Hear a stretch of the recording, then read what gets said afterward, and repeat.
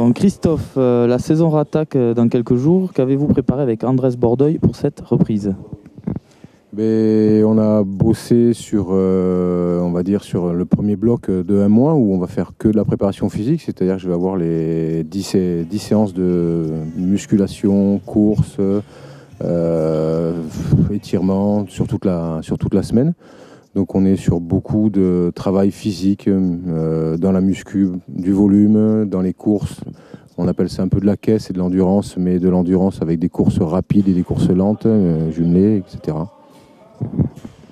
Alors justement, comment allez-vous faire travailler les joueurs? Beaucoup plus de courses ou beaucoup plus de musculation? Le rugby, justement, c'est un sport où on a besoin des deux. Mais pas une fois je cours et derrière je pousse et je pousse, je cours. Donc même en préparation physique, on est un petit peu sur ce tempo. C'est-à-dire que sur une séance de prépa, on peut avoir de la course, de la muscu, du gainage, de la vitesse, de la force, du volume. Donc on essaie de travailler un petit peu sur une analyse de la tâche des postes et essayer de reproduire ça même sur le travail physique.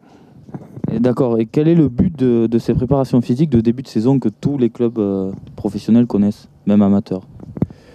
On va dire qu'une saison, c'est long, mais on peut pas. C'est comme un athlète, on ne peut pas lui demander de travailler très haut en intensité directement. Donc aujourd'hui, pour être bien dans la haute intensité longtemps, on est obligé d'avoir des fondations qui sont solides.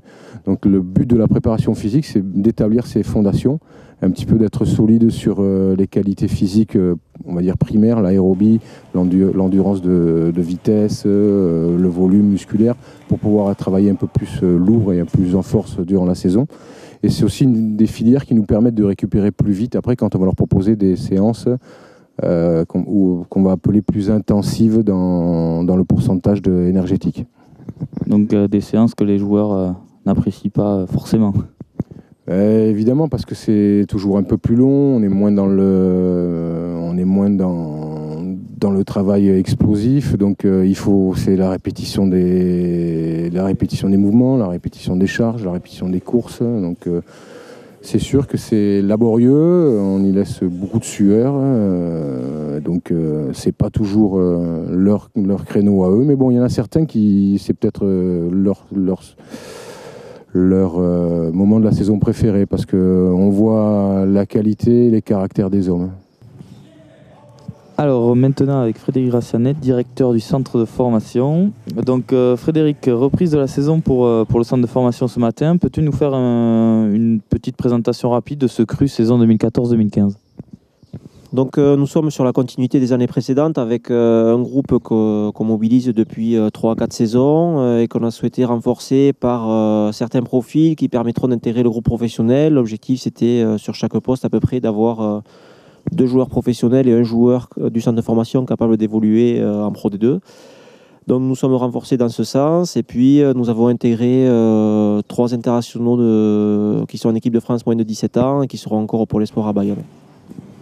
D'accord, et dans quelle équipe vont évoluer les jeunes pensionnaires du centre de formation ? Alors pour les 3 jeunes en question, ils seront intégrés à l'effectif Krabos, qui correspond à la catégorie des mineurs.